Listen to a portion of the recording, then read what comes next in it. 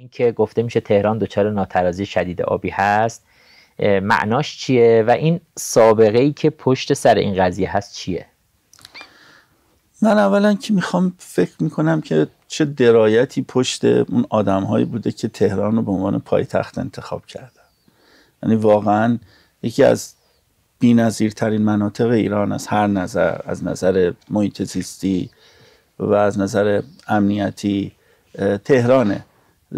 کمتر شهری در جهان وجود داره که در سایه یک کوهستان 4000 متری مستقر شده باشه که خود اون کوهستان 4000 متری وصل بشه به دماوند 5671 متری، که یعنی منابع آب قابل توجهی داره، که یعنی پوشش های طبیعی خیلی خوبی داره، که یعنی بالانس حرارتی قابل توجهی داره. گرادیان حرارتی تهران تا 40 درجه میتونه برسه دیگه و اینا همه شهر رو زیست پذیر میکنه. و بعد یک مخروط افکنه خیلی خوب در به وسعت 750 کیلومتر مربع در این دامنه‌های جنوبی البرز به وجود اومده که تهران رو روش ساختیم و به راحتی این تهران میتونه تا 3 میلیون نفر سرویس بده به راحتی، و همین منابع آب و با این کوهستان و با این جریان بادی که روز و شب به سطح معکوس از دشت به کوهستان و برعکس جریان داشته، با این 7 روددره شگفت‌انگیز زیبایی که داشته، از کاشانک بگیر تا ورداورد، اینا همه جزو ثروت‌های بی‌نظیر این منطقه خاص ایرانه که یه زمانی که ما این ابزارهای فناورانه رو نداشتیم هم تشخیص دادن که اینجا به درد پایتختی ایران میخوره. بعد ما چیکار کردیم با این تهران؟ این تهران رو تبدیل کردیم به یکی از آلوده ترین شهرهای ایران و یه روزایی آلوده ترین شهرهای جهان. تهران رو به دومین رکورددار فرونشست جهان با 36 سانتی متر در سال تبدیل کردیم. این خیلی کار سختی کردیم و توی همچین منطقه‌ای که همیشه در جنوبش ما با خیز آب روبرو بودیم تا همین 15 سال پیش. یعنی شما تو میدون خراسان موتور پمپ میذاش شرکت آب که آب نره تو زیر زمینای مردم، همیشه ما خیز آب داشتیم. بعد اینجا رو الان ما با بحران کمبود آب روبرو کردیم. خیلی معجزه بزرگیه، معجزه معکوسه ولی انجام دادیم. حالا ما علاوه بر این که از رودخانه جاجرود به صورت طبیعی که حقابه تهرانه میتونستیم استفاده بکنیم و سد لطیان و بعد سد ماملو رو زدیم و بعد مسیر رودخانه کرج رو تغییر دادیم و آوردیم سمت تهران و بعد از طالقان و از سرشاخه‌های که از استان کردستان فکر کن سرچشمه میگیره و مسیر رودخانه‌ای که به سمت مازندران میره لا رو برداشتیم و آوردیم تهران. یعنی این همه آب هم آوردیم تهران، وقت باز تهران دچار فرو نشسته. این دیگه خیلی عجیبه. تهران در بین همه استانهای ایران، استان تهران کمترین میزان برداشت آب رو در بخش کشاورزی داره در بین همه استانها. همچنان البته دست بالا رو داره، حتی تو کشاورزی حدود 60% آب تو کشاورزی داره تا همون استان تهران هم مصرف میشه، ولی به نسبت کشور که 80% این کمترینه. تهران بالاترین تصفیه خونه، بهترین تصفیه خونه، بزرگترین تصفیه خونه ایران رو داره. ما یکی از کاملترین شبکه‌های فاضلاب کشور رو تو تهران داریم. 90% این فاضلاب توان جمع آوریش وجود داره. چرا پس تو تهران ما بحران داریم؟ یعنی ما وقتی با این دوستان 100 سال صحبت میکنیم که برخیاشون هم دوستای خودتن، بعد اینا میگن که آقا شما چرا اینقدر منتقد سدسازی هستین؟ اگه این سدا نبودن که تهران نبود. ما میگیم اتفاقاً به نکته خوب اشاره کردی، کاش که این سدها نبود و تهران در همون حد 3 میلیون نفر میموند. چون که شهر که فقط آب نیست آرمین، برای اینکه یه شهر باشه فضای همدلی لازم داره، فضای زیستی میخواد. شهر باید بتونه به تو سرویس بده، یه نسیم خنکی بیاد، صدای پرنده ها رو توش بتونی بشنوی. ما توی این شهر تو هر 100,000 نفر 7,000 تا نزاع داره اتفاق میفته. ما 3مین شهر نزاعخیز جهانی.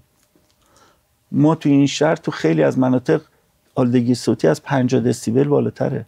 حد نهایت تحمل بشر 50 دسیبله. تا 95 دسیبل اندازه‌گیری شده تو تهران و تو اون مناطقی که آلودگی صوتی بالاتره نزاع‌های خیابونی افزایش پیدا میکنه. چرا؟ چون آلودگی صوتی کم تحملی میاره، پرخاشگری میاره، حالا برای کودکان کند ذهنی میاره، ناراحتی‌های گوارشی میاره، ولی این قسمتش خیلی خطرناکه و اینا به مدد سدسازی اتفاق افتاده.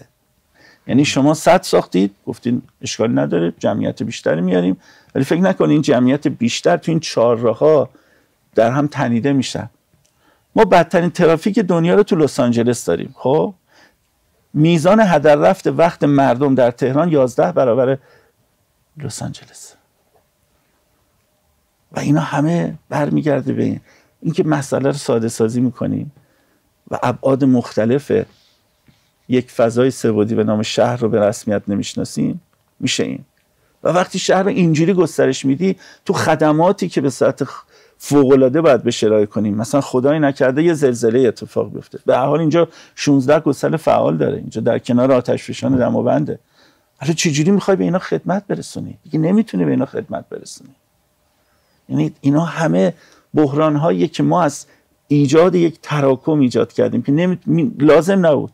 ما 10 تا شهر 1 میلیون نفری ایجاد میکردیم، خیلی بهتر بود تا یه شهر 10 میلیون نفری با یه همچین مشکلات و بحران‌هایی. ما اگر میرفتیم کنار سواحل جنوبی ایران، در خلیج فارس و دریای عمان، در واقع سکونتگاهامون رو گسترش میدادیم، شهرهای ساحلی با کیفیت، به مراتب با کیفیت تر از دبی و در واقع ابوظبی و دوحه و کویت میتونستیم ایجاد بکنیم، چون اقلیم ما خیلی بهتر بود. شهرهایی که نه بر مبنای یک اقتصاد آب محور، که بر مبنای یک اقتصادی سامان پیدا میکردن که جذابیت‌های گردشگری، تجارت، بازرگانی، استارتاپ‌های سبز حرف اول توش میزد. حالا اگه قرار بود برای آب شربشونم از آب شیرین کن استفاده کنیم، اشکالی نداشت، قابل توجیه بود. ولی ما خیلی خطای بزرگی کردیم. ما بخش قابل توجهی از جمعیت ایران رو آوردیم تو ایران مرکزی که آب نداره مستقر کردیم و یه فاجعه بزرگ آفریدیم. اونم توی ایرانی که بالاترین نرخ رشد جمعیت رو تو جهان داشته. یعنی شما ببینید سال 1150 ایران 30 میلیون نفر جمعیت داشت. اتحادیه اروپا اون زمان 565 میلیون نفر جمعیت داشت. همه اون 27 کشور. الان اتحادیه اروپا چقدر جمعیت داره؟ اون موقع 565 میلیون. سال 1150، یعنی 55 سال پیش. الان چقدر جمعیت داره؟ نمیدونم. 102 میلیون نفر کمتر از اون زمان. 102 میلیون جمعیتش کم شد. با این همه مهاجرتی که تازه از کشورهای مختلف داره و ایران دست کم جمعیتش 3 برابر شد. ببین حتی اگر مدرن ترین دولت روی زمین هم می داشتیم، این افزایش جمعیت یه چالش بزرگ بود برای ایران. یعنی ما اون موقع آب قابل استحصالمون 1150 130 میلیارد متر مکعب بود با 30 میلیون جمعیت. الان آب قابل استحصالمون شده 100 میلیارد با 90 میلیون جمعیت. اون موقع ما یه چیزی دور و بر 15 تا 16 میلیون هکتار جنگل داشتیم. الان در خوشبینانه ترین حالت 12 میلیون هکتار جنگل داریم. منابع تولید اکسیژنمون و ترسیب کربنمون و حفاظت از خاکمون هم کم شده. اینا تازه محدودیت‌های طبیعیه که به وجود اومده. حالا شده دیگه. حالا چیکار کنیم؟ اصل ماجرا اینه دیگه نمیتونیم که به قول سهراب میگه پشت سر باد نمیآید، پشت سر پنجره سبز صنوبر بسته است، روی همه فرفره ها خاک نشسته است. الان برای امروز ایران و تهران باید چیکار کرد؟ یعنی دیگه قفلیم، دیگه کار نمیشه کرد. اگر کیپتان به نقطه صفر میرسه و دوباره میتونه احیا بشه، تازه شهری که بخش کشاورزی نداشته، کلا آب شرب بوده و صفر شده بوده، ما اینجا همین الان 1850 میلیارد متر مکعب در سال به بخش کشاورزی داریم میدیم. من همین هفته پیش رفتم تصفیه خونه جنوب تهران بازدید کردم. 500 میلیون متر مکعب اینا دارن آب تصفیه میکنن و یه رودخونه با دبی متوسط 12 متر مکعب در ثانیه آب داره میبره به سمت ورامین به اندازه متوسط دبی زاینده رود. خب چرا مگه ما سند ملی امنیت غذایی تصویب نکردیم؟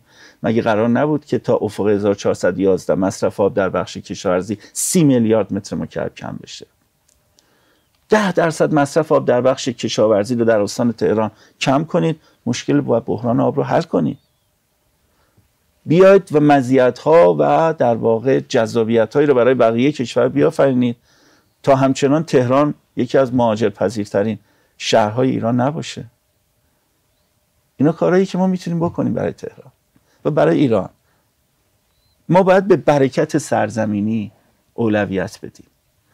برکت سرزمینی یعنی چی؟ یعنی اینکه اگه تو میخوای خونت چراغاش روشن بمونه، اولویت رو بده به روشنایی چراغای کوچه. اینکه ما باید مردمی داشته باشیم که خودشونو به جای اینکه تهرانی، اصفهانی، تبریزی، خانساری بدونن، ایرانی بدونن. براشون اولویت ایران مهم باشه. من وقتی میرم اصفهان، اصفهانی‌ها خیلی ارق دارن، به حق ارق دارن به استان خودشون. 40% مدیران تراز کشور از اصفهان اومده. حاصلش چی شده؟ 11,000 واحد صنعتی ما تو اصفهان داریم. 11,000 واحد صنعتی. تو تهران که جمعیتش 3 برابر اصفهانه، 10,200 واحد صنعتی داریم. تو کل نیمه شرقی کشور، یعنی خراسان رضوی، خراسان شمالی، خراسان جنوبی، سیستان و بلوچستان، شرق کرمان، 2,200 واحد صنعتی داریم. خب چرا؟ این دوستی خال خرسه است. شما خدمت نکردید برای اصفهان، چون میگفتید من اصفهانی هستم، باید به اصفهان خدمت کنم. تو اصفهانی هستی، باید به ایران خدمت بکنی. تو تهرانی هستی، باید به ایران خدمت بکنی. تو تبریزی هستی، باید به ایران خدمت بکنی. این اون اولویت ما باید باشه.